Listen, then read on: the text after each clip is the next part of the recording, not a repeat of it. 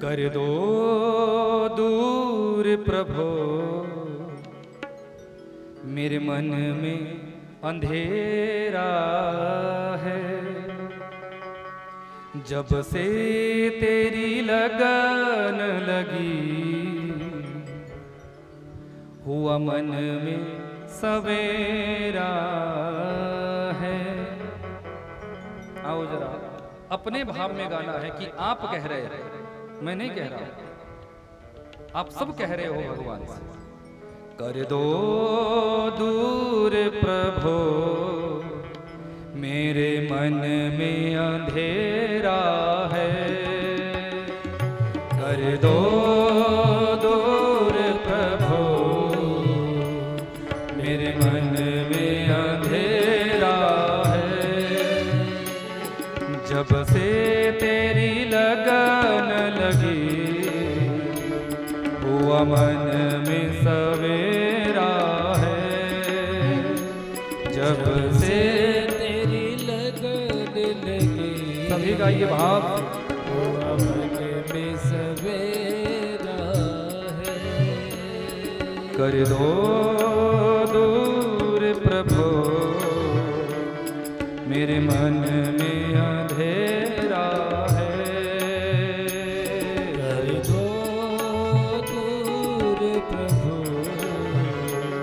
मेरे मन में अंधेरा है। हे हरि, दोनों हाथ उठाकर भाव से ताली से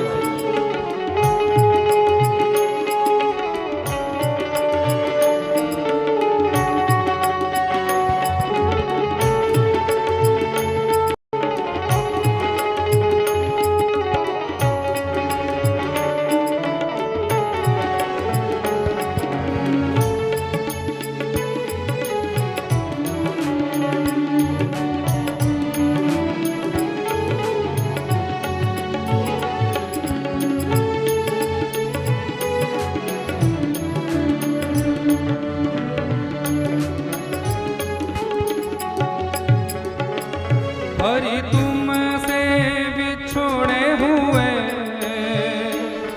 कई युग बीत गए। हरि तुमसे बिछड़े हुए कई युग बीत गए। प्रभु तुमसे बिछोड़े हुए कई युग गए। प्रभु तुमसे बिछड़े हुए कई युग बीत गए। अब आन मिलो प्रियतम, अब आन मिलो प्रियतम। मेरे मन में प्यार तेरा है। अब आन मिलो प्रियतम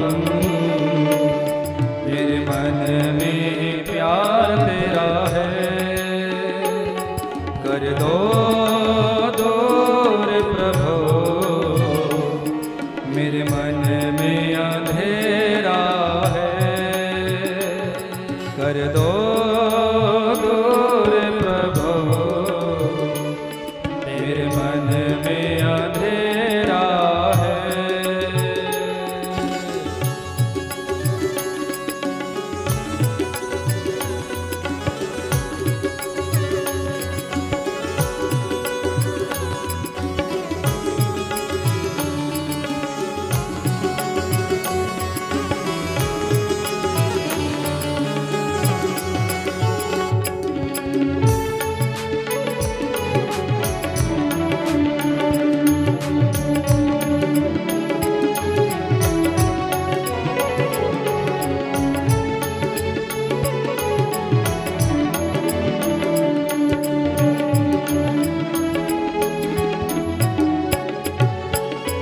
इतना तो बता दो मुझे मेरी मंजिल है कहाँ। इतना तो बता प्यारे मुझे मेरी मंजिल है कहाँ।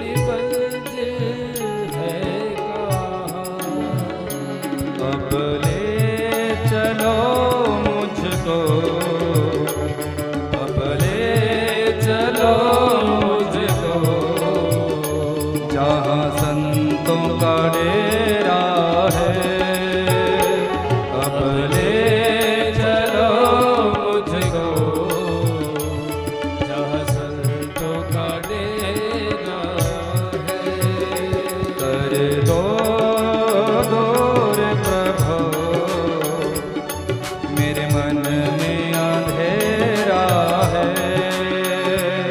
कर दो दूर प्रभु, हे प्रभु मेरे मन में अंधेरा है।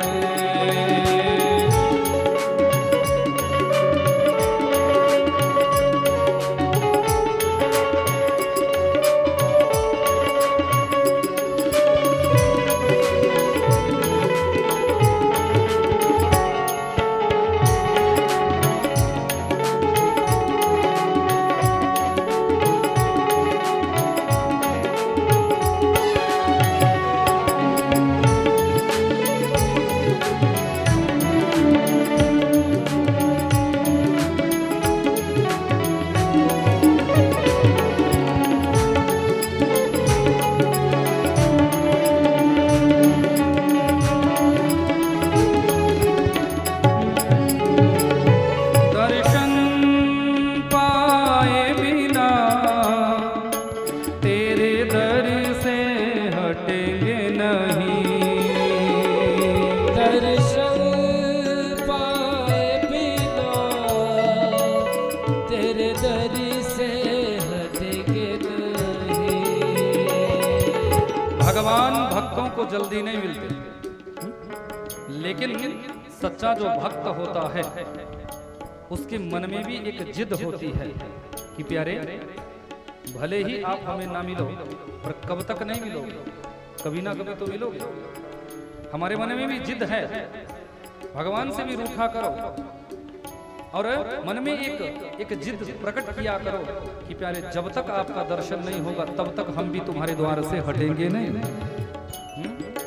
दर्शन देने बिना तेरे दर से हटेंगे नहीं। दर्शन पाए बिना जब तक दीदार नहीं होगा प्यारे दर से हटने वाले नहीं। नहीं। ओ दर्शन पाए बिना तेरे दर से हटेंगे नहीं। दर्शन पाए बिना तेरे दर से हटेंगे नहीं। क्योंकि अब हमने डाल दिया, अब हमने डाल दिया तेरे दर पे डेरा है। अब हमने डाल दिया तेरे दर पे डेरा है। कर दो दूर प्रभु, मेरे मन में अंधेरा है।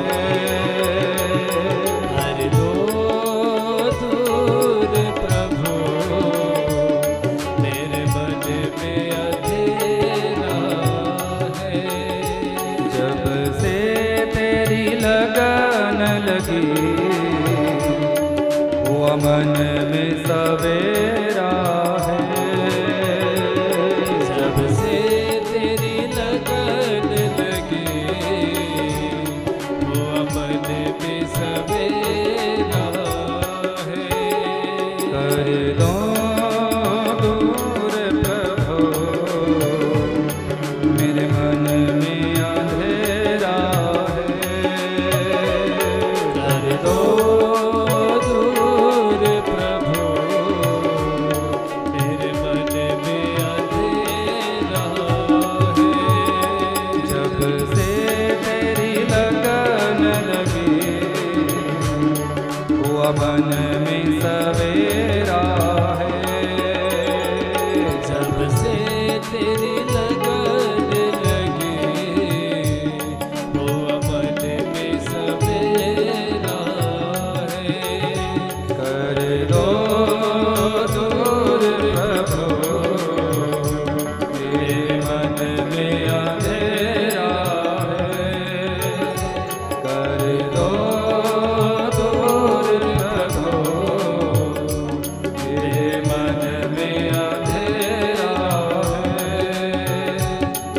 मेरे मन में अंधेरा है, मेरे मन में अंधेरा है।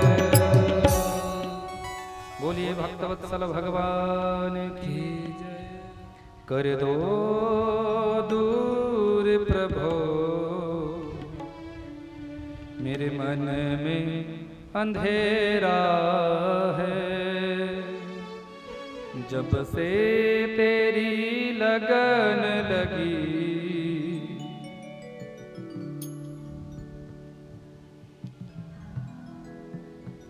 कर दो दूर प्रभो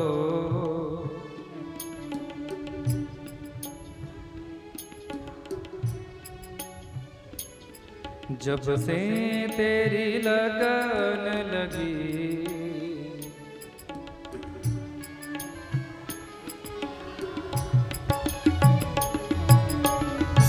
बस प्रभु से एक लगन लगा कर बैठो, लगन तुमसे लगा बैठे, जो होगा देखा जाए। अब दुनिया वाले चाहे कुछ भी कहे कुछ भी बोले, पर हम तो ठाकुर जी से लगन लगा कर बैठ चुके हैं।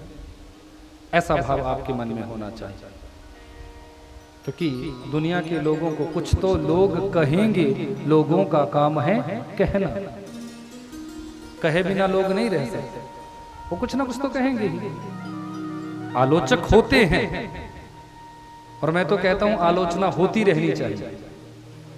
किसी की कोई आलोचना करता है तो मैंने स्कंद महापुराण के भाव से आपको बताया था कि जिसकी आलोचना की जाती है उसके पुण्यों में वृद्धि होती है, और जो आलोचना करता है उसके पुण्य क्षीण होते हैं, उसके पापों की वृद्धि होती है। इसलिए कभी किसी की आलोचना मत करो, कभी किसी की बुराई मत करो। आलोचना करोगे, बुराई करोगे तो नुकसान उसी का होता है जो आलोचना करता है। बस भगवान से सच्ची लगन लगा कर बैठो, भगवान से सच्चा प्रेम, सच्ची निष्ठा बनाकर बैठो, बस उसी में ही जीव का कल्याण। उमापति महादेव की स्कंद महापुराण की यहाँ बहुत सी नदियों का दर्शन कराया है। तो अन्य नदियों का तो चलो है ही, कृष्णा, कावेरी, गोदावरी, सरस्वती, क्षिप्रा, लेकिन हमारे क्षेत्र में जो नदियां बहती हैं, इन नदियों का भी उतना ही महत्व है। देखो, शतद्रु का वर्णन भी स्कंद महापुराण में है। शतद्रु कौन?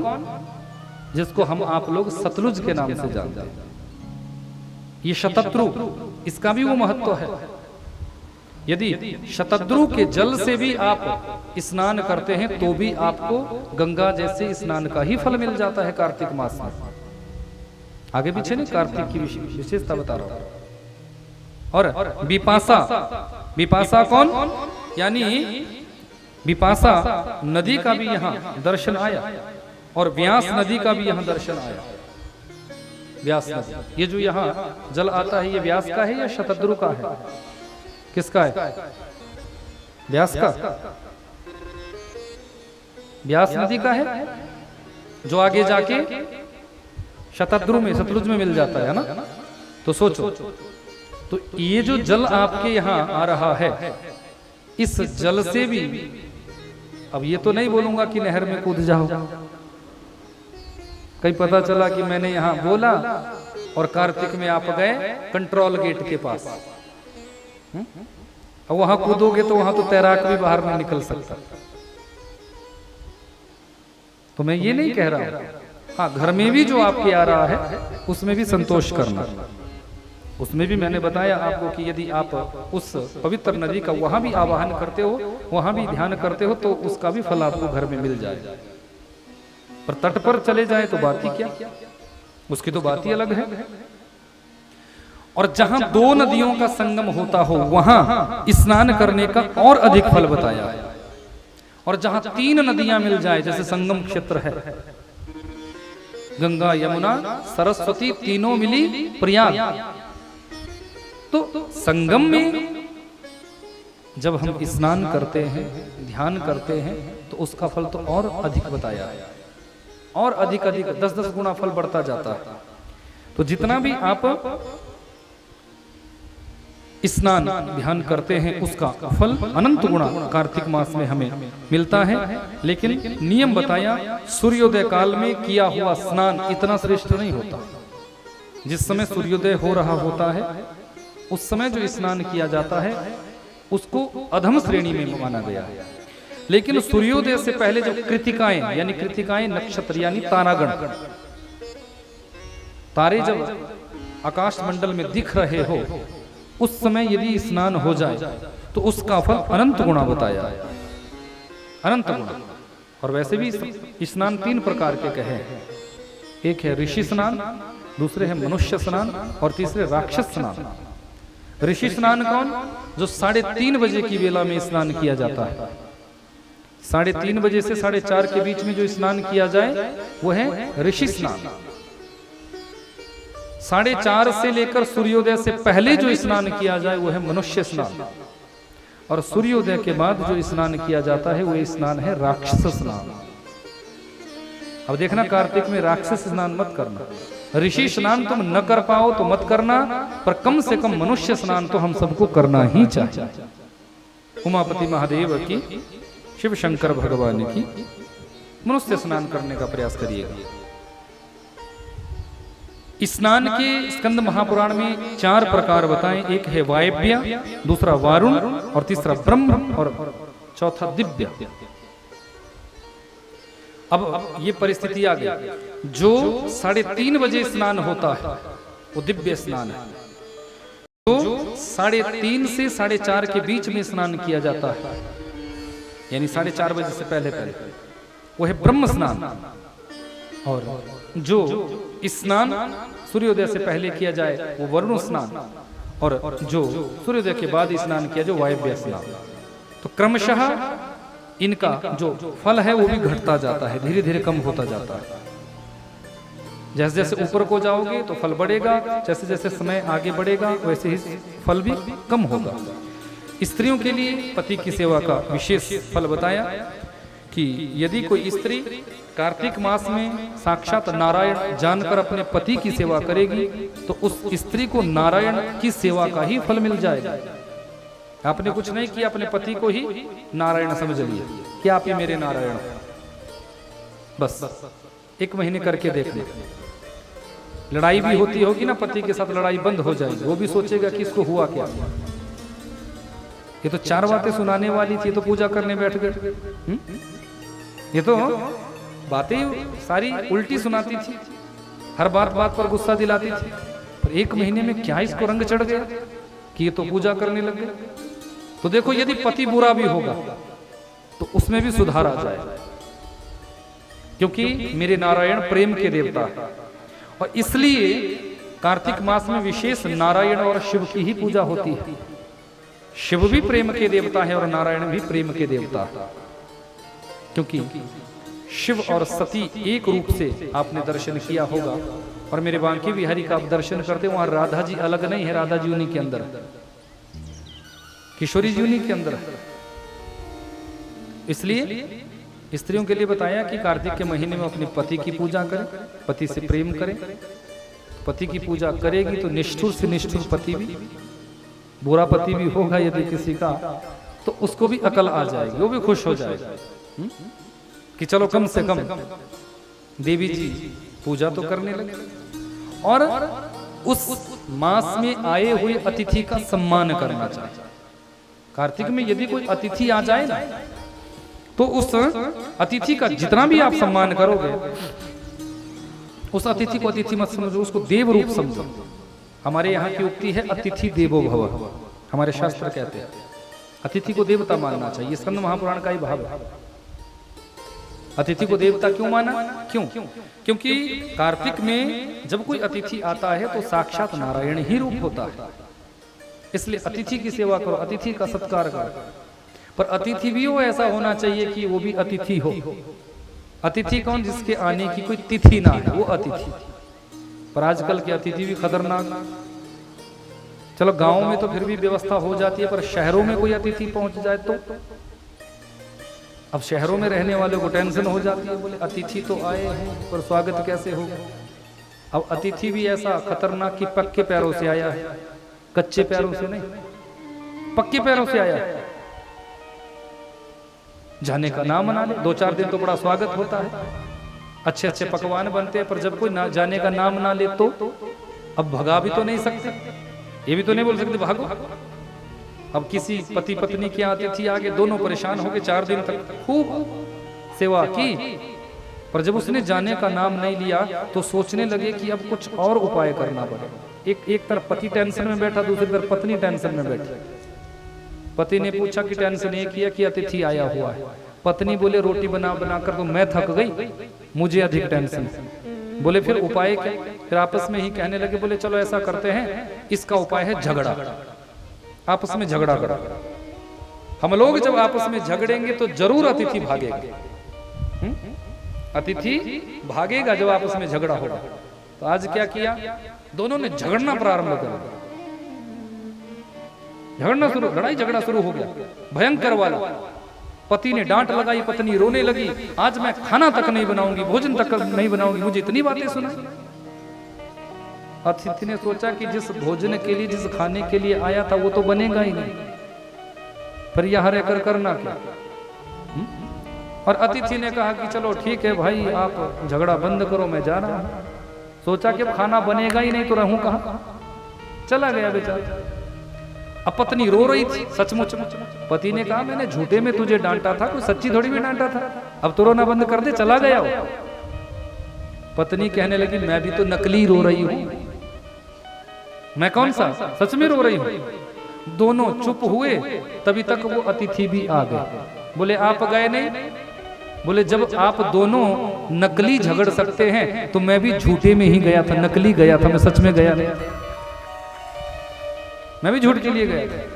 तो ऐसे भी अतिथि, अब ऐसे अतिथियों का क्या करो। उमापति महादेव की, शंकर भगवान की, पर अतिथि का सत्कार करो। अतिथि देवो भव, साक्षात नारायण का रूप उस अतिथि में होता है, ऐसा यहां बताया। पति यदि दरिद्र भी है, मूर्ख भी है, दीनहीन भी है, तो भी स्त्री को अपने पति की पूजा करनी चाहिए। कितनी बड़ी बात है। यदि इस बात को माताएं बहनें ग्रहण कर लेना तो किसी का घर ना टूटे। पर पुरुषों के लिए भी नियम है, खाली माताओं के लिए नहीं।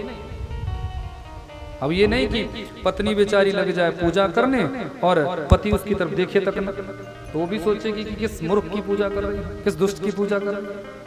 तो उस समय पतिदेव को भी चाहिए कि यदि कोई मन मुटाव भी है तो भी वो अपनी पत्नी से प्रेम विहार करे, ताकि उसको भी लगे कि मैं कर रही हूं पूजा, तो ये भी उसको स्वीकार कर रहे हैं, उसको स्वीकार कर। क्योंकि यदि सामने वाले के प्रेम भाव को, पत्नी यदि प्रेम प्रदर्शन कर रही है तो पति को चाहिए कि अपनी पत्नी का उस भाव में स्वागत करे। यदि पति उस भाव का स्वागत करेंगे तो पत्नी का वो प्रेम और ज्यादा बढ़ेगा। और यदि उस प्रेम का निरादर होगा तो पत्नी के अंदर प्रेम घटेगा, बढ़ेगा नहीं। गोपियां जब भगवान के पास आई थी पति रूप में प्राप्त करने के लिए, तो भगवान ने समस्त गोपियों का स्वागत किया कि स्वागतम वो महाभाग प्रियम किम करवाणि वह ब्रजस्यानामयं कच्छद ब्रूतागमनम कारिणा। स्वागत किया था भगवान। तो बस भगवान की लीला से हमें कुछ ना कुछ सीखना चाहिए। वही स्वागत हम अपनी सहधर्मिणी का करें, तब जाके दोनों के लिए नियम बनते हैं।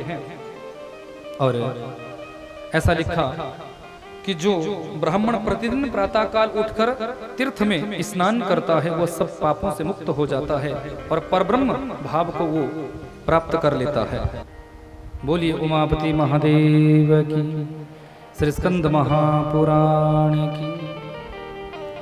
तो ऐसे श्रेष्ठता भरे नियम श्री स्कंद महापुराण में बताए हैं, जो नित्य प्रति अपने घर में अतिथियों की सेवा सत्कार करते हैं, आए हुए संत महत्पुरुषों का सत्कार करते हैं, उनके जीवन में परमात्मा की अहेतु की कृपा का वर्षण होता है। उसके घर में भगवान की कृपा बरसती है। जो अतिथि भोजन कराने के बाद, अतिथि भोजन कराने के बाद और 7 आहुति अग्नि में देने के बाद, और दूसरा क्रम मैंने आपको बताया था कि 3 ग्रास कौवे के लिए, पक्षियों के लिए, जरूरी नहीं कि वो कौवा ही है, कोई भी पक्षी, चिंटियों के लिए, और तीसरा गौ माता के लिए निकालता है। उसके बाद जो भोजन करता है तो वो प्रसाद तुल्य भोजन हो जाता है। और सुनो विशेष जो स्कंद महापुराण में आया है, 7 आहुति जो अग्नि में भोजन करने से पहले छोड़ता है, उसके शरीर में कोई बीमारी नहीं लगती, भयंकर से भयंकर रोगों से बचा जा सकता है। कितना भयंकर रोग है, किडनी के रोग हो जाते हैं, कैंसर हो जाता है, हार्ट अटैक आ जाता है, ऐसी ऐसी बीमारियां आज हमारे जीवन में आ रही है, पहले तो थी नहीं, अब क्यों आई? 50 साल पहले किसी को किडनी की बीमारी होती थी क्या? अटैक आते थे क्या? आज 25-25 वर्ष के युवाओं के लिए अटैक आ रहा है। कारण क्या है? शास्त्रीय परंपरा को हम सभी ने नष्ट कर दिया, शास्त्रीय मर्यादा को हम सब ने बदल दिया, शास्त्रीय मर्यादा को हम सब ने छोड़ दिया। शास्त्रीय मर्यादा को यदि जीवन में अपनाओगे, मानोगे, तो सत्य कहता हूं, स्कंद महापुराण में स्पष्ट लिखा हुआ है, कभी शारीरिक रोग नहीं लग सकता, भयंकर से भयंकर बीमारियों से बचा जा सकता है यदि हम थोड़े थोड़े इन नियमों को अपने जीवन में अपनाएं। अब 7 आहुतियां क्यों दी? शास्त्रीय पूरा विज्ञान भरा हुआ है। 8 क्यों नहीं बोला? 5 क्यों नहीं बोला? 9 क्यों नहीं बोला? क्यों? क्योंकि अग्नि की 7 जिह्वाएं ऋग्वेद में बताई है। अग्नि की कितनी जिह्वाएं हैं? 7। कि काली कराली, देखो 7 जिह्वाओं का वर्णन आया कि कारी कराली च मनोजवा च सुलोहिता च सुधूम्रवर्णा स्फुलिंगिनी विश्वरुचि च देवी लेलायमाना इति 7 जिह्वा।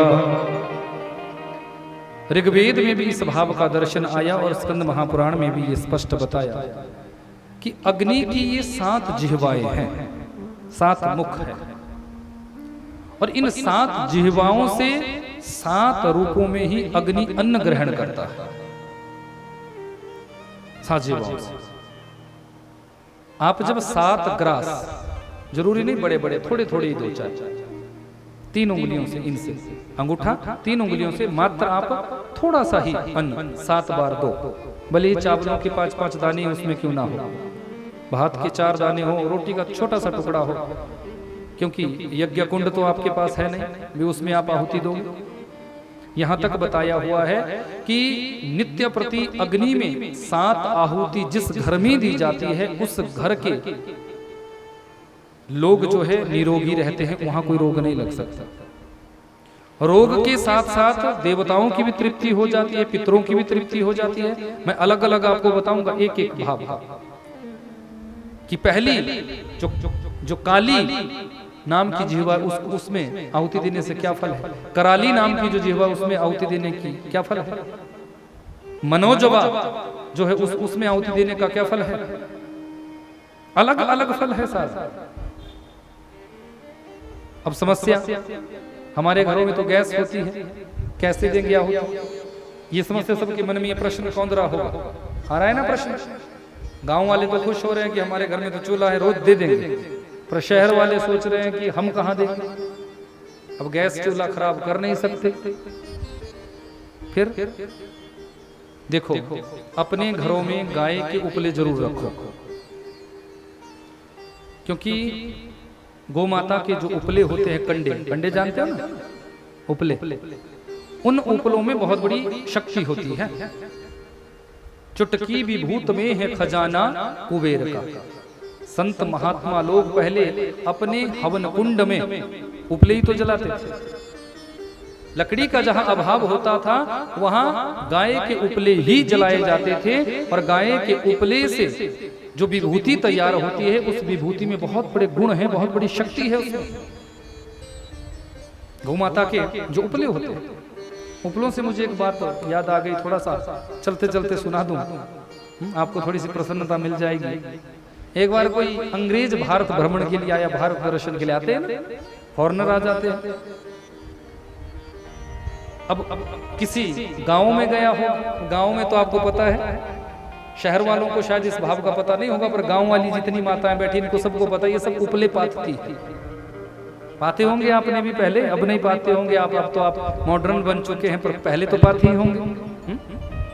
तो माताओं ने ऐसे दीवार पर, ऐसे खड़ी दीवारें होती हैं तो वहां उपले पात दिए जाते हैं, पाते ना, हल्की सी टेढ़ी दीवार, उस पे पूरी दीवार पर सुखाने के लिए, ताकि उसमें कोई कीड़ा ना लगे और वो अच्छे से सूख जाए।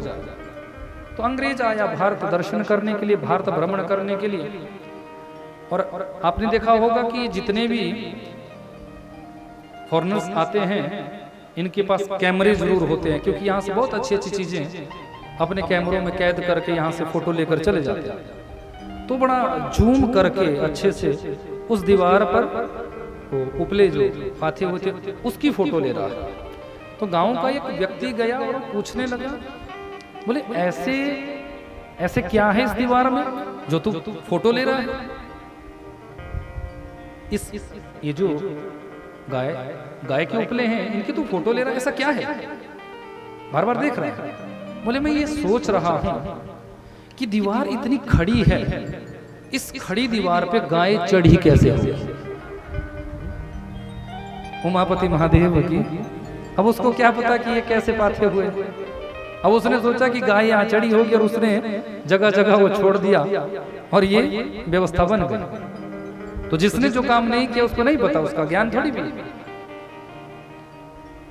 तो गाय के उपले जो होते हैं गोमय के, उसमें बहुत बड़ी ताकत है, तो अपने घर में रखा करो। इससे क्या होगा, जिससे आप उपले लेकर आओगे 4 पैसे उसको भी मिलेंगे, वो भी अधिक मेहनत करेंगे गौ पालने वाले, और आप अपने घर में उनको लाओगे तो आपके घर की पवित्रता हो जाएगी, क्योंकि गोमय में बहुत बड़ी ताकत है। गायत्री का निर्माण भी गोमय से ही हुआ था। अभी 15 नवंबर से मेरी गौ कथा है देहरा में, गौ कथा, धेनु मानस ग्रंथ गौ कथा का। और अगर समय लगे आपको ज्वाला जी के पास ही, ज्वाला जी का दर्शन भी कर लेना और उस कथा के लिए आना वहां सुनने के लिए, बड़ा सुंदर भाव रहेगा उमापति महादेव की। तो देखो इसमें बहुत बड़ी ताकत है। जब आप अपने यहाँ उपला रखते हैं, उसको अग्नि से जगाओ, थोड़ा सा घी उसमें डालो और उसके बाद अग्नि से उसको जलाओ। जलने के बाद जब उसमें अग्नि प्रज्वलित हो जाए, थोड़ा सा एक कोई पात्र ले लेना, छोटा सा हवन कुंड रख लो या कोई पात्र रख लो, उसमें जो है भोजन करने से पहले आप 7 आहुतियां दो। 7 आहुतियां, भले ही नाम आपको नहीं आता है, यदि आप लिख लेना, यदि रह जाए याद ना रहे तो खाली वैसे भी आप अग्निदेव के नाम से भी 7 आहुतियां दोगे तो आपको कितना बड़ा लाभ होगा ये मैं बताने जा रहा हूं। उमापति महादेव की स्कंद महापुराण की 7 आहुतियां। पहली आहुति जो दी जाती है वो काली, अग्नि की जो काली नाम की जिह्वा है उसके लिए वो आहुति दी जाती है। जिस घर में इस काली नामक जिह्वा के लिए जैसे ही हम अग्निदेव में आहुति डालते हैं, तुरंत वो ग्रास प्रेतों को पहुंच जाता है। अब आप सोच रहे होंगे कि प्रेतों को हम क्यों दें? हमारे कुल में कई बार ऐसा होता है कि हमें पता नहीं, हमें ज्ञान नहीं, मरने के बाद कौन क्या बना किसी को पता है। अच्छे कर्म होंगे तो सदगति होगी और बुरे कर्म होंगे तो प्रेत बनना पड़ सकता है। आगे प्रेतों का कथा आएगी, इसी स्कंद महापुराण में सुनाऊंगा आपको। तो यदि अपने निकृष्ट कर्मों से कोई प्रेत भी बना हो तो वो आहुति उस प्रेत तक पहुंच जाती है, और जैसे ही अग्नि के द्वारा वो आहुति उस प्रेत तक जाएगी तो वो प्रेत योनि से मुक्त हो जाएगा और परमात्मा के धाम को चला जाएगा। दूसरी जीवा है कराली। काली कराली च मनोजवा। अब ये जो कराली नाम की जिह्वा है, इस अग्नि की इस जिह्वा में जैसे ही आपने आहुति डाली तो हमारे घर में जो युवा मर जाते हैं, होता है ना ऐसा कि शादी नहीं हुई थी, और मैंने आपको कथा में बताया था कि जिनकी शादी ब्याह नहीं हुआ होता है उनकी जब मौत होती है तो मरने के बाद उनकी मुक्ति नहीं होती, उनकी मुक्ति नहीं होती, वो मुक्त नहीं होते। लेकिन हमारे शास्त्रों में हर समस्या का समाधान है। तो यदि घर में कोई कंवारा मरा हो, घर में कोई कंवारा मरा हो, चाहे बेटी हो चाहे बेटा हो चाहे कोई भी हो, जब कराली नामक जिह्वा के बीच में अग्नि के रूप में हम आहुति देते हैं तो वो आहुति उनको जाकर लगती है जो युवा हमारे घर में मरे होते हैं, जो अविवाहित हमारे घर में मरे होते हैं। और जैसे ही उन तक अग्निदेव के द्वारा वो आहुति का प्रभाव पहुंचता है, तुरंत उनको वहां से सदगति मिल जाती है और परमात्मा के धाम को चले जाते हैं, परमात्मा के धाम को चले जाते हैं, मुक्ति मिल जाती है, वो मुक्त हो जाते हैं। तीसरी जिह्वा है मनोजवा। ये जो मनोजवा नाम की जिह्वा है, इसमें जैसे ही हम आहुति देते हैं तो हमारे घर के जितने भी पितृगण होते हैं, पितर जितने भी हमारे हैं, मैंने आपको बताया था कि जब देवताओं का पूजन करो तो पितरों को भी याद किया करो। पितृदोष हमारे घर में तभी लगता है जब हम पितरों को भूल जाते हैं। शादी उत्सव कोई खुशी का कार्य जब आपके यहाँ आता है तो आप पितरों को याद नहीं करते, पितरों को मात्र लोग श्राद्ध में याद करते हैं। श्राद्ध पक्ष आएगा, मेरी 2 कथाएं हैं नीचे पंजाब में। पहले श्राद्ध से 10 से 17 तक कुराली में मैं कथा कहूंगा, 10 को श्राद्ध प्रारंभ हो रहे हैं, और 18 से 25 तक चंडीगढ़ में सेक्टर 45 सनातन धर्म मंदिर में ही मैं श्राद्धों के उस दूसरी कथा को कहूंगा। यानी पूरे पक्ष में 2 कथाएं हैं, 15 दिन होते हैं तो 7-7 दिन के हिसाब से वो कथाएं। उमापति महादेव की 25 को वहां कथा विश्राम होगी, और 26 से हमारे सेन जी मनाली स्वीट्स के सुंदर भाव से माता कामाक्षा में प्रथम नवरात्र से वहां कथा देवी भागवत जी की हम कहने आएंगे। आप सब आना, वहां आनंद लेंगे। उमापति महादेव की, शिव शंकर भगवान की। तो श्राद्धों में ही पितरों को याद नहीं किया जाता। भागवत का वो प्रसंग आपको स्मरण होना चाहिए। जब मेरे ठाकुर जी का प्रकटीकरण होता है तो देवताओं को मनाने से पहले नंद बाबा ने पितरों का तर्पण करवाया था। के वाचयित्वा स्वस्तयनम जात कर्मात्मजस्य वै कारयामास विधिवत पितृदेवार्चनम तथा। भागवत का श्लोक है। कारयामास विधिवत पितृदेवार्चनम तथा, पहले पितरों का तर्पण कराया, उसके बाद देवताओं का अर्चन किया। यानी भागवत का ये प्रसंग भी हमें स्पष्ट बताता है कि पहले अपने घर के पितरों को मनाओ, वो भी देवता है। पितरों को आपने मनाया नहीं, खुशी का कोई उत्सव आया, पितरों को हम लोग भूल जाते हैं।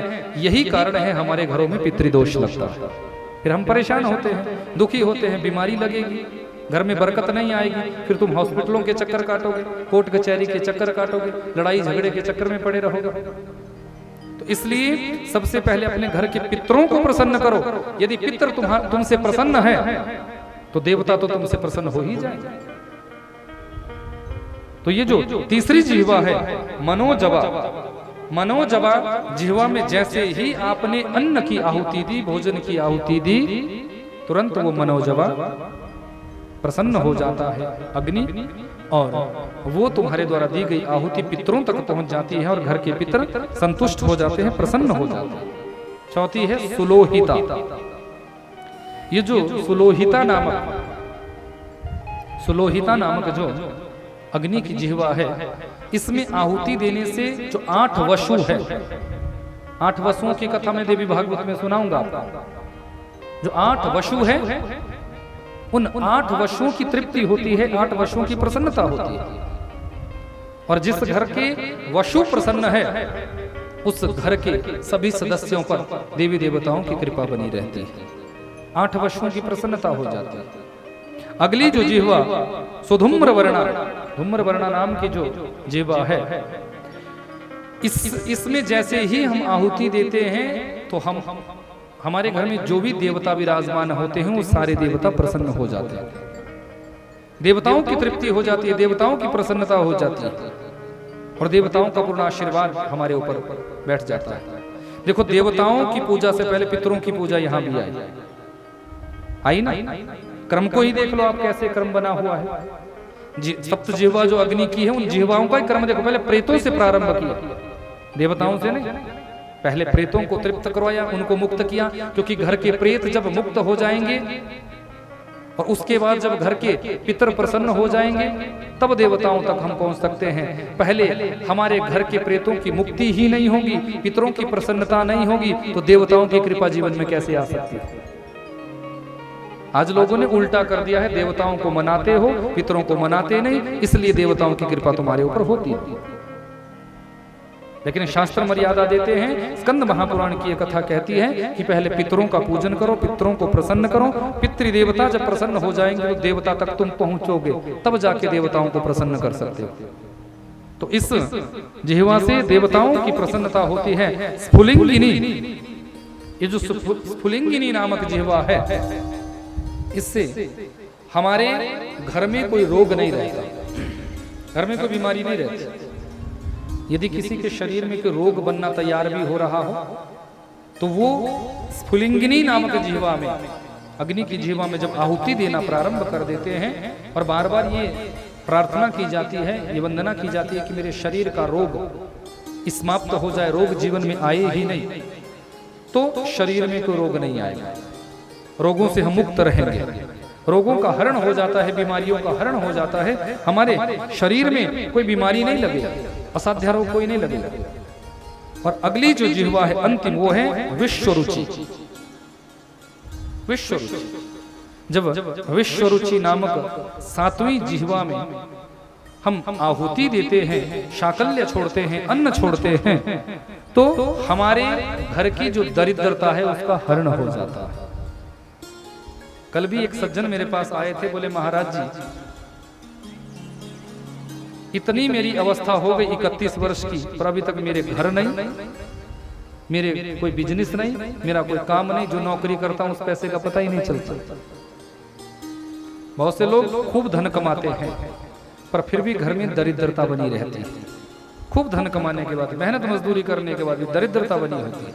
कारण एक ही होता है कि हम शास्त्रीय परिपाटी को भूल चुके हैं, शास्त्रीय मर्यादा को हम सब भूल चुके हैं। शास्त्रीय मर्यादा को यदि याद रखोगे, स्मरण रखोगे, तो जीवन में कभी दरिद्रता नहीं आएगी। दरिद्रता को मिटाने के बहुत उपाय स्कंद महापुराण में बताए हैं।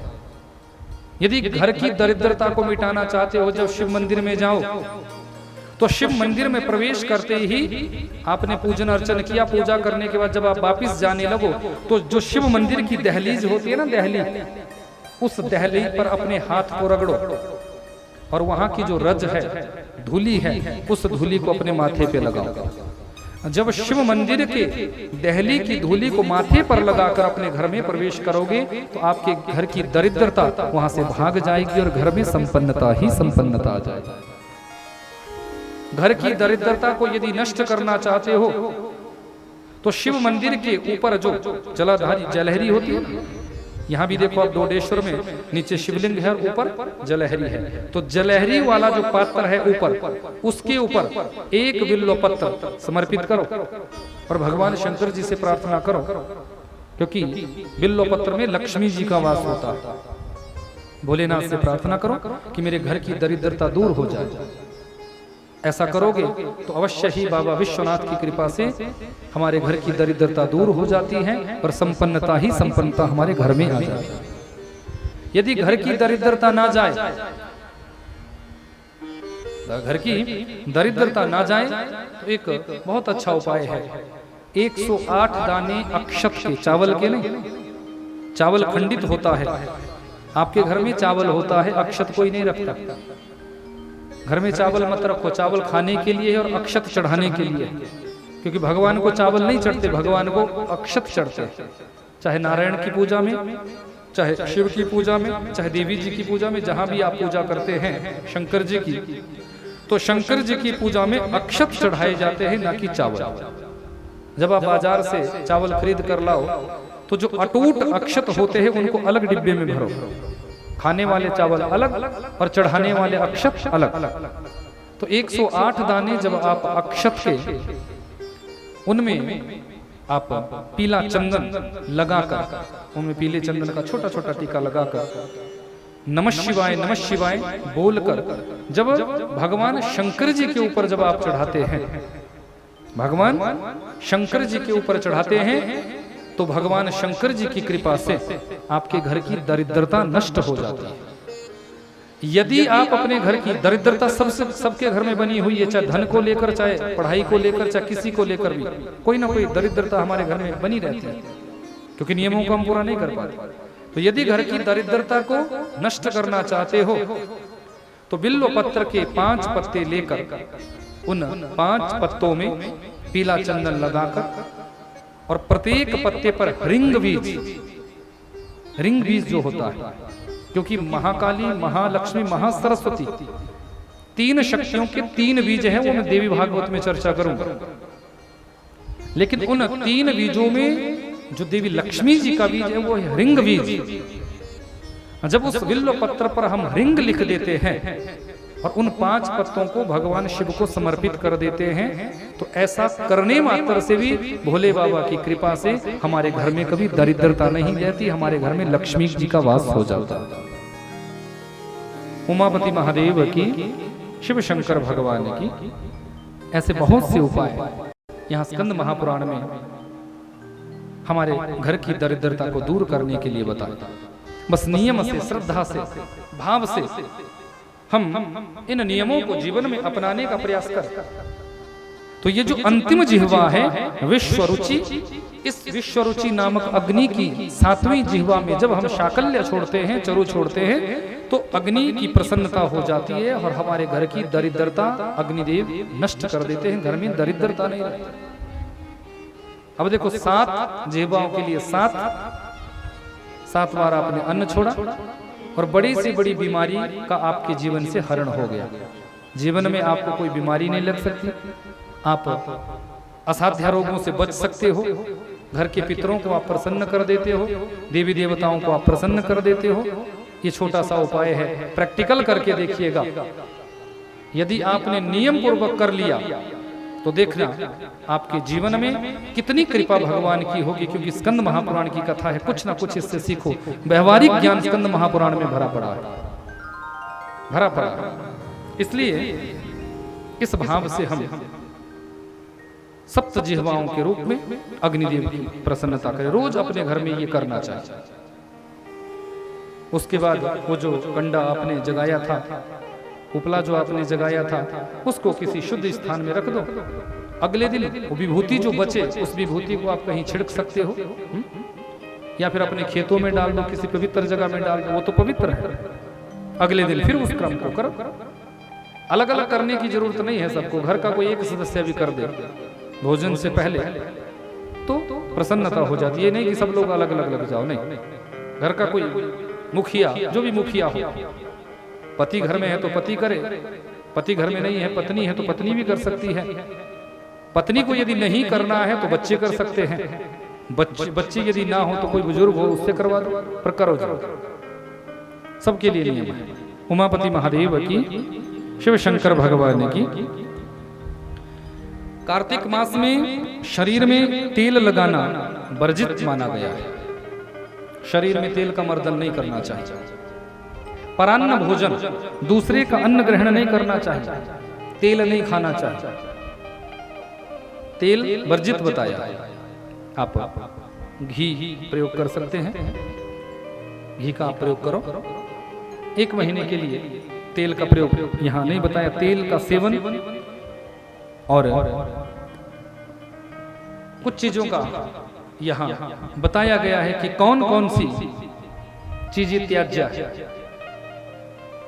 ये चीजें त्याज्य है, तेल और परान्न भोजन यानी दूसरों का भोजन, और जिसमें बहुत अधिक बीज हो, ऐसे फलों का सेवन भी नहीं करना चाहिए कार्तिक में। जिस फल में बहुत अधिक बीज होते हैं ना, कई फल ऐसे जिसमें छोटे छोटे बीज बहुत होते हैं, तो उसका भी सेवन कार्तिक के महीने में नहीं करना चाहिए। लौकी, गाजर, बैंगन, बासी अन्न, मसूर, दोबारा भोजन, यानी कार्तिक में एक ही बार भोजन लेना चाहिए। और मदिरा, पराया अन्न और कांसे के पात्र में, देखो आगे पीछे हर महीने में आप कांसे के पात्र में भोजन करो, लेकिन कार्तिक में कांसे के पात्र में भोजन नहीं करना चाहिए। कार्तिक के महीने में कांसे के पात्र में भोजन मत करो, पत्तल पे भोजन कर लो या अन्य जो भी आपके पास व्यवस्था हो उस व्यवस्था के अनुसार भोजन करो। लेकिन कार्तिक में यह स्कंद महापुराण में वर्जित बताया है। और किसी संस्था का अन्न, संस्थाएं होती है ना, तो संस्थाओं का अन्न भी नहीं खाना चाहिए कार्तिक में। अब इस पे यदि मैं चर्चा करूंगा तो हो सकता है बुरा लगे, तो इसलिए मैं इस पे चर्चा नहीं करूंगा। पर हाँ, इतना मैंने संकेत दे दिया कि संस्थाओं का अन्न भी कार्तिक में के महीने में नहीं खाना चाहिए। और रजस्वला नारी के द्वारा स्पर्श किया हुआ अन्न भी नहीं खाना चाहिए। श्राद्ध का अन्न भी कार्तिक में नहीं खाना चाहिए। श्राद्ध का अन्न जो होता है उसको भी कार्तिक में मत खाओ। वैश्य के द्वारा स्पर्श अन्न भी नहीं करना चाहिए। और सूतक का अन्न, जैसे कई बार किसी के यहाँ बच्चा हो जाता है और बच्चा होने पर वो आपको बुलाते हैं, आप उनके रिश्तेदार हैं, आपको भोजन कराते हैं, तो कार्तिक का महीना यदि चला हो तो प्रयास करो कि वो भोजन भी मत करो, क्योंकि उस भोजन से भी समस्याएं बढ़ेगी। तो इसलिए उस भोजन का भी त्याग करो। निषिद्ध पत्तलों में भोजन न करें। जो पत्ते प्रयोग योग्य नहीं होते हैं, ऐसे पत्तलों में बने हुए पत्ते में भी भोजन नहीं करना चाहिए। और होता है ना लसोड़े का फल, वो भी यहाँ वर्जित बताया है, उसको भी कार्तिक में नहीं खाना चाहिए। उस फल का भी त्याग करना चाहिए।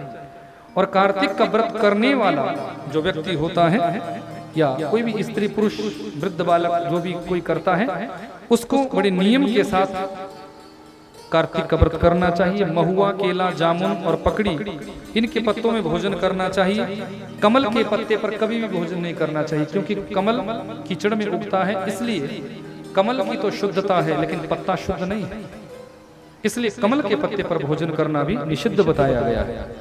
कार्तिक में अपने हाथों से केले का दान करना चाहिए, केले बांटने चाहिए। आंवले का दान करना चाहिए। आप किसी को आंवले का मुरब्बा दान करो, आंवला दान करो। अचार नहीं देना चाहिए, अचार कभी भी किसी को नहीं देना चाहिए, क्योंकि अचार खट्टा होता है। और खट्टी चीजें यदि हम किसी अपने प्रेमी को, अपने आत्मीय को देते हैं तो उससे हमारे घर में विरोध पैदा होता है।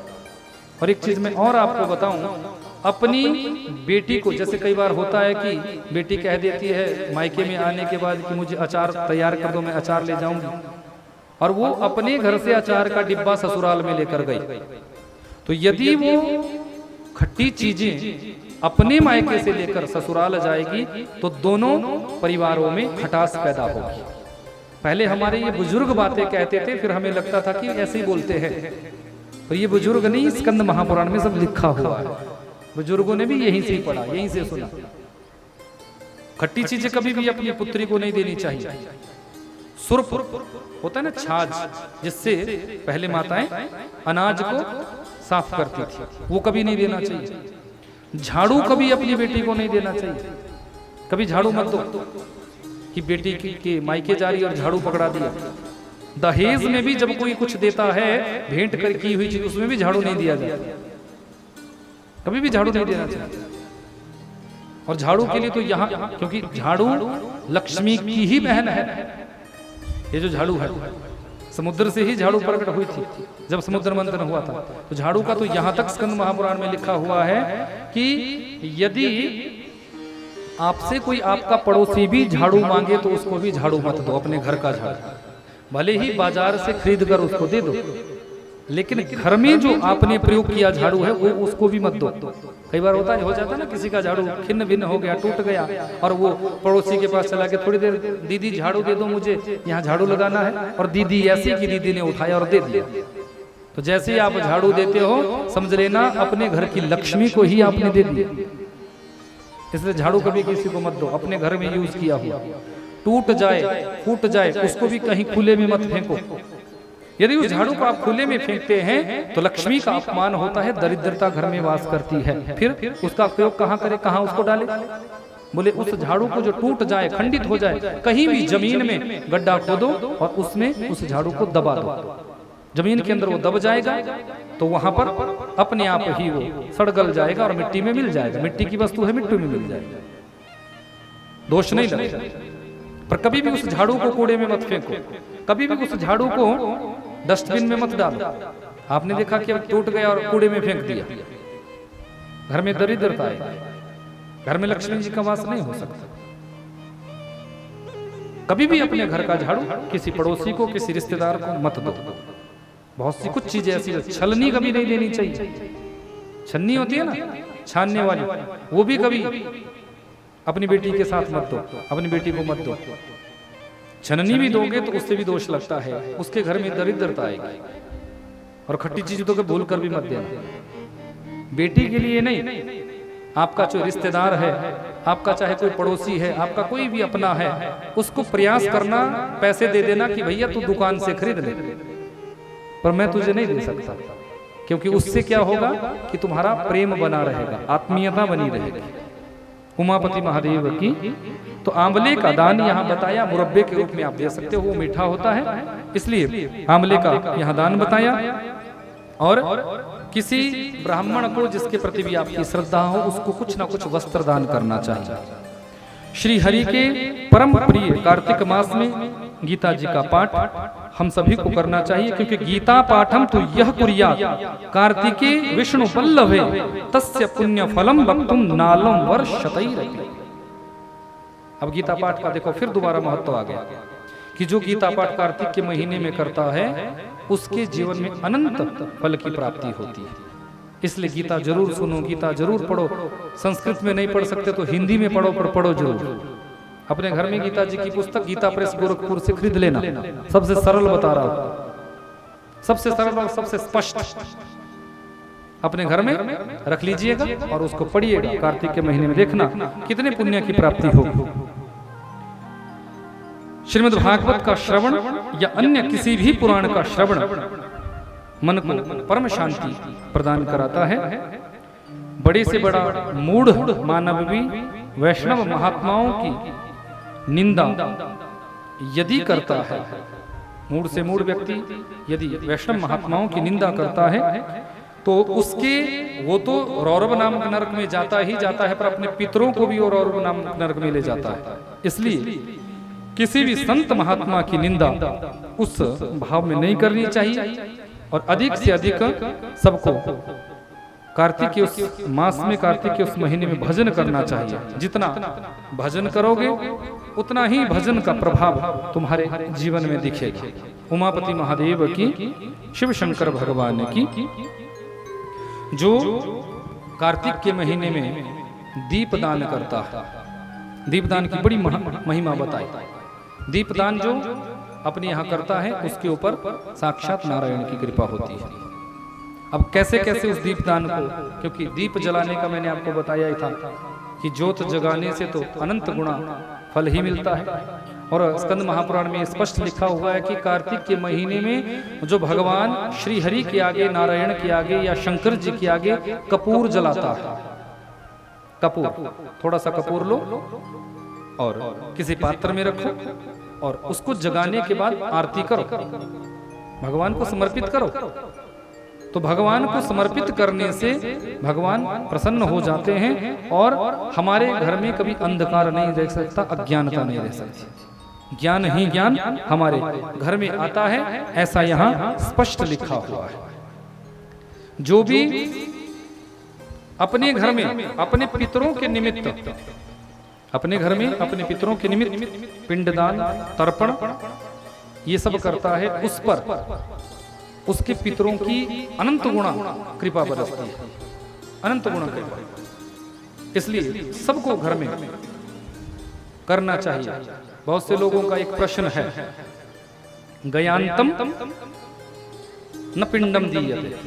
यानी बहुत से लोग ये पूछते भी है, ये प्रश्न भी है, पर स्कंद महापुराण के भाव से आप समझ लीजिएगा कि जब हम महाराज हम गया जी में चले गए, पिंड दान कर दिया, तो क्या फिर उसके बाद अपने पितरों को पिंड देने की जरूरत नहीं? ऐसा नहीं। वहां के आचार्य ब्राह्मणों ने ये लिख दिया कि गयांतम, यानी ये अंतिम पिंड है, पर इसका मतलब ये नहीं कि उसके बाद आप पिंड नहीं दोगे। इसका मतलब ये नहीं। गया जी में जाने के बाद जब आप पिंड देते हो तो उसके बाद भी आप पिंड तर्पण अपने घर में अपने पितरों के निमित्त कर सकते हो। स्कंद महापुराण में स्पष्ट आया। जब आप अपने घर में पिंडदान करते हो, तर्पण करते हो, तो घर के पितर संतुष्ट हो जाते, प्रसन्न हो जाते। इसका प्रमाण मैं आपको बताऊं, पिंड तो मिट्टी का भी दिया जा सकता है, पिंड तो पत्तों का भी दिया जा सकता है। जो भी सामग्री आपके पास उपलब्ध हो उसी का पिंड देने से भी आपके पितर प्रसन्न हो जाते हैं। पर देना चाहिए। श्राद्ध पक्ष आ गया है, तो श्राद्ध पक्ष में इस पर विशेष चर्चा मैं कथा के माध्यम से करूंगा। YouTube पर कथा आएगी हमारी, आप सुनते रहना। चैनल को जिसने सब्सक्राइब किया हो वो YouTube पे मैं वहाँ पिंडदान कैसे कैसे होना चाहिए ये सब चर्चा करेंगे। दोनों कथाएं नीचे हैं, और नीचे इन श्राद्धों के पक्षों को मानते हैं। पंजाब में भी, अन्य निचले प्रांतों में भी। हमारे यहाँ थोड़ा सा संकोच करते हैं कि श्राद्ध पक्ष में भागवत कैसा कथा कैसे हो, पर नीचे श्राद्ध पक्ष में भी कथा होती है उमापति महादेव की। तो गया जी में दिया हुआ पिंड हमारे पितरों तक पहुंचता है। पुराण कहते हैं, शिव पुराण में भी आया है कि जीवतो वाक्या कारणात मृताहे भूरि भोजनम गयायाम पिंड पातनात त्रिभी पुत्रस्य पुत्रता। जब गया जी में पिंडदान दे दिया जाता है तो फिर हमारे पितर प्रसन्न हो जाते हैं, और गया जी में दिए हुए पिंडदान से पितृदेवताओं को प्रसन्न होता है, प्रसन्नता होती है, और हमारे जीवन का जो दुर्भाग्य है वो दूर होता है। आपको कथा स्मरण हो कि जब राम जी पिंडदान करने लगे तो राम जी ने जानकी जी से कहा कि आप यहां बैठो। पूज्य बाबा जी महाराज की, उमापति महादेव की कहा कि आप यहां बैठो, और तब तक मैं जंगल में जाकर कुछ व्यवस्था करता हूं, क्योंकि पिताश्री को पिंड दे रहा, पिताश्री को पिंड दे रहा। लेकिन यहां सबके पितर प्रकट हो गए, और जब सबके पितर प्रकट हुए, सबके पितर जब प्रकट हुए तो दशरथ जी ने भी अपना हाथ ऊपर निकाला कि मुझे भी पिंड दो। अब जानकी जी कहने लगी, पिंड कहां से दूं, मेरे पास कुछ है ही नहीं। स्वामी जी गए हैं व्यवस्था करने के लिए, वो आएंगे तो आपको पिंड दिया जाएगा। बोले नहीं, उनको आने में विलंब होगा, आप मुझे पिंड दो। बोले मेरे पास क्या है इस जंगल में, क्या दे सकता हूं मैं, पिंड में क्या दे सकती हूं आपको। बोले जो रेत नीचे है इस रेत का उठाकर ही मुझे पिंड दे दो। तो फल्गु नदी का ऐसे रेत उठाया जानकी जी ने, और तुरंत वही दशरथ जी को दे दिया है। दशरथ जी ने उस पिंड को स्वीकार किया। दशरथ जी प्रसन्नता में चले, राम जी आए तो राम जी कहने लगे कि देवी अब हम पिंड दें। उमापति महादेव की, शिव शंकर भगवान की। जानकी जी कहने लगी कि पिताश्री पिंड लेकर जा चुके हैं, अब पिंड कहां से देंगे। बोले नहीं नहीं, जब तुम्हारे पास कुछ था ही नहीं तो पिंड तूने कहां से दे दिए। बोले मैं सत्य कहती हूं, मैं पिंड दे चुकी हूं। पर लेकिन जानकी जी कि बार बार कहने पर राम जी नहीं माने। बोले प्रमाण क्या है। तो कहा कि देखो इस गऊ ने भी यहां देखा है, इस फल्गु नदी ने भी देखा है, और केतकी के इस पुष्प ने भी देखा है, और इस वटवृक्ष ने भी देखा। तो गऊ ने सोचा कि यदि सच में ही मैं ये कह दूं तो रेत का पिंड दे दिया था वो मैं स्वीकार थोड़ी भी करूंगा। राम जी कुछ ना कुछ पकवान लाए हैं, कुछ ना कुछ अन्न लाए हैं, तो मुझे दोबारा अन्न मिलेगा। इसलिए गाय ने मना कर दिया कि नहीं नहीं, मुझे पता नहीं कि जानकी जी ने पिंड दिया है कि नहीं दिया। केतकी का पुष्प भी कहने लगा कि मेरी पूजा होगी विधि विधान से, मैं पिंडों पर चढ़ाया जाऊंगा। यहाँ तो जानकी जी ने पहले ही कह दिया कि दे दिया पिंड, तो मैं जब चढ़ूंगा नहीं, मैं पूजा में जाऊंगा ही नहीं, तो फिर मेरा प्रभाव क्या रहेगा। केतकी ने भी मना कर दिया। और तीसरे, फल्गु नदी से जब पूछा गया तो फल्गु नदी ने भी सोचा कि मुझ में कुछ राम जी डालेंगे, अन्न डालेंगे, यहां तो कुछ डाला ही नहीं, तो उन्होंने भी मना कर दिया। मात्र एक वट वृक्ष ने कहा था कि नहीं, माता जानकी सत्य कह रही है, माता जानकी ने पिंड दिया। तो स्कंद महापुराण की कथा में वर्णन आता है, जब माता जानकी को क्रोध हुआ तो इन तीनों को शाप दे दिया है, जाओ हे फल्गु नदी, तुम्हारी ये जो धार बह रही है जल की, ये धार तुम्हारी अदृश्य हो जाए।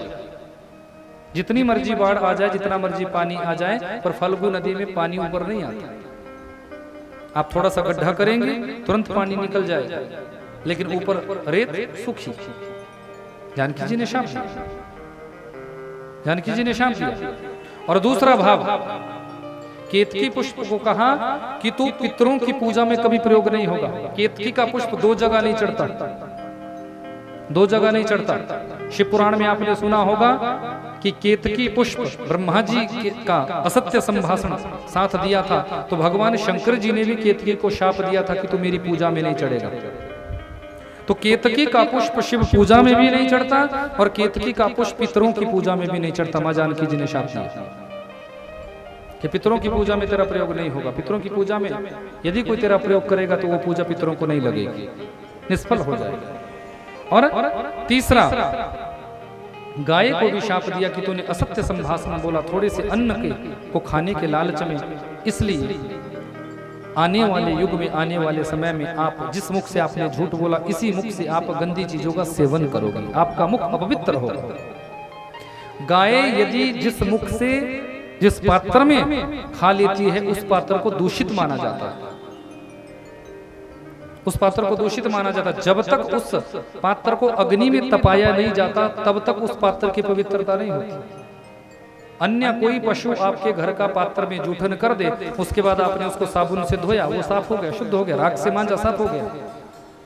लेकिन गाय जिस बर्तन में खा लेती है, उस बर्तन को तब तक पवित्र नहीं माना जाता, तब तक शुद्ध नहीं माना जाता, जब तक उसको अग्नि के ऊपर तपाया नहीं जाता। आप अग्नि में उसको तपाओगे, उसके बाद उसको मांजोगे, साफ करोगे, तब जाके वो बर्तन शुद्ध होता, तब जाके उस बर्तन की शुद्धता होती है।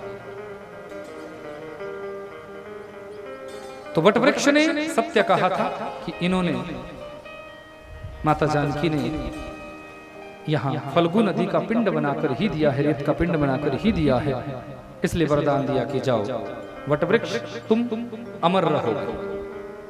वट वृक्ष की एक जड़ आपने देखा होगा, ऊपर से जड़ गिरती है नीचे, और नीचे से वृक्ष पैदा हो जाता है, नीचे से दूसरा वृक्ष पैदा, कई कई किलोमीटर तक वट वृक्ष फैल जाता है, कई कई किलोमीटर तक। तुम हमेशा सब जीवों को शीतलता प्रदान करते रहोगे, हर जीवों को तुम शीतलता देते रहोगे, ऐसा आशीर्वाद माता जानकी जी ने दिया है। उमापति महादेव की, शिव शंकर भगवान की, ऐसा यहाँ भाव बताया। अब भाव तो बहुत है, पर समय सीमा हमें भी रोक लेती है, तो समय का अतिक्रमण नहीं करेंगे। आओ जरा एक भजन के साथ मैं आज की कथा को विश्राम दूं। कल पुनः बहुत से ज्ञानवर्धक भावों पर चर्चा होगी, आप सब उन भावों को ग्रहण करने का प्रयास करिएगा। आओ जरा पहले ठाकुर जी के चरणों में एक हाजिरी हम सभी भरे, मस्ती में झूमते हुए आनंद के साथ। बोले बांके बिहारी लाल की, नंद नंदन सरकार की, कृष्ण कन्हैया लाल की, कुंडला वाला साडा श्याम वे। ठीक है ना, समझते हो ना पंजाबी तो थोड़ी थोड़ी समझते हो ना? बोलो कौन कौन समझता है? सब समझते हैं। आओ तरह आनंद लेते हैं मस्ती में झूमते हुए।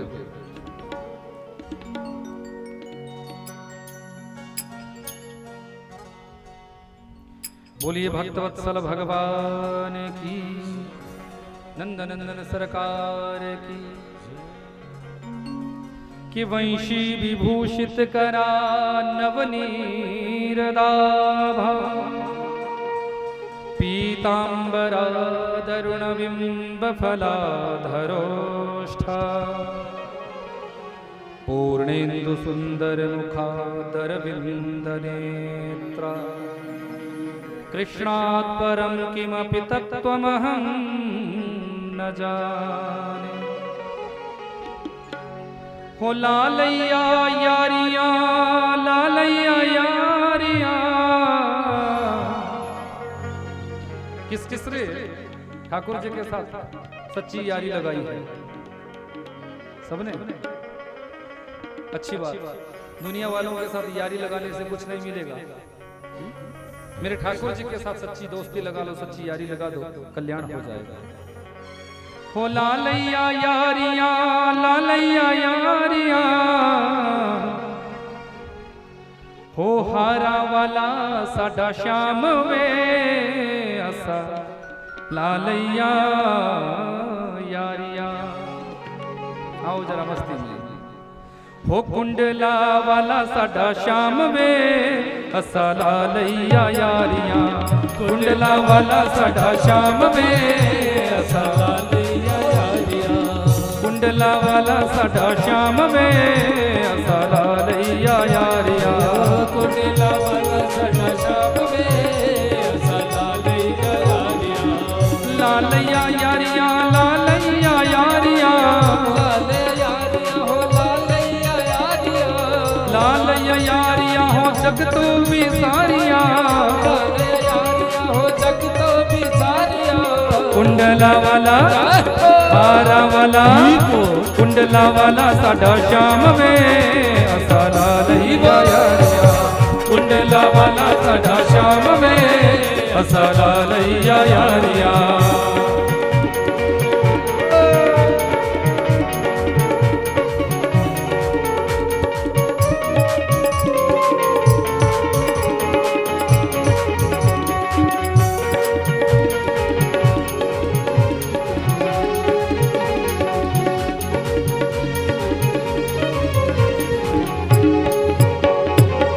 तेरी मेरी प्रीत पुरानी, तेरी मेरी प्रीत पुरानी।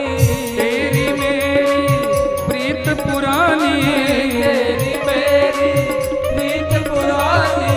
प्रीत पुरानी क्षमा प्रीत पुरानी। प्रीत पुरानी क्षमा प्रीत पुरानी। तेरी मेरी प्रीत पुरानी। प्रीत पुरानी क्षमा प्रीत पुरानी। प्रीत पुरानी क्षमा प्रीत पुरानी। प्रीत की रीत निभाई वे असा लालैया यारिया। प्रीत की रीत निभाई वे असा लालैया यारिया। कुंडला वाला साडा श्याम वे असा लालैया यारिया। कुंडला वाला साडा साई वे असा लालैया यारिया।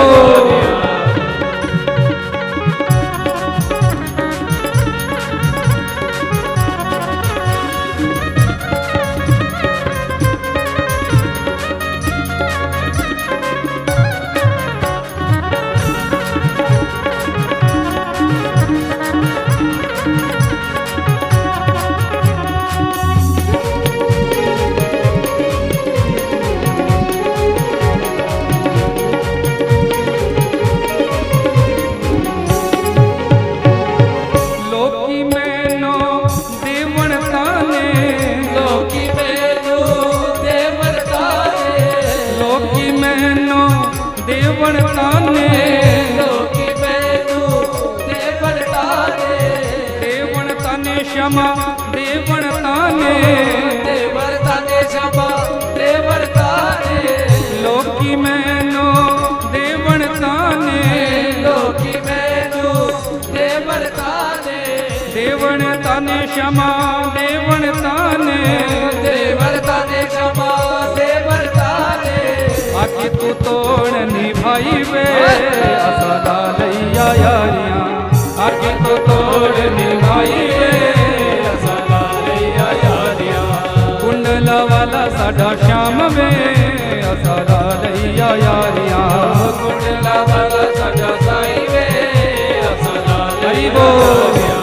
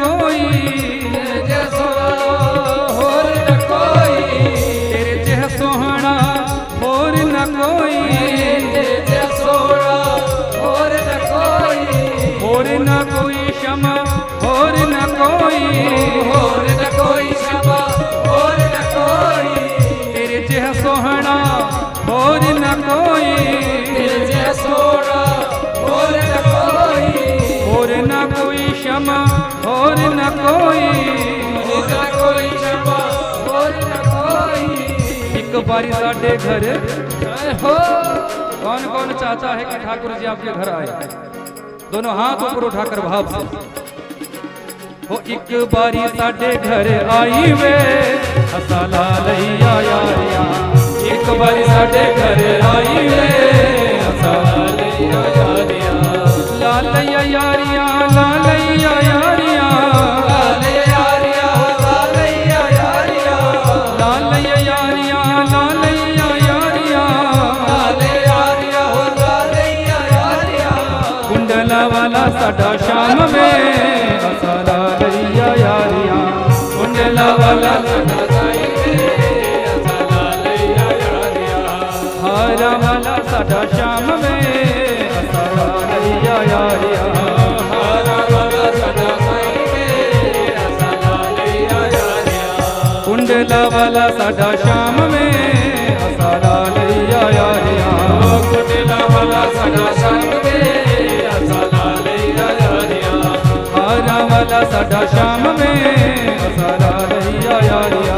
कुंडला वाला साडा शाम में हसा लालैया यारिया। हारा वाला साडा शाम में हसा लालैया यारिया। कुंडला वाला साडा शाम में हसा लालैया यारिया।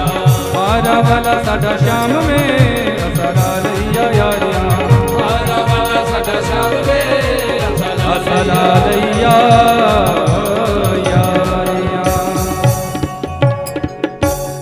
बोलिए बांके बिहारी लाल की जय। उमापति महादेव की, श्री स्कंद महापुराण की, पूज्य बाबा जी महाराज की, आज के आनंद की जय।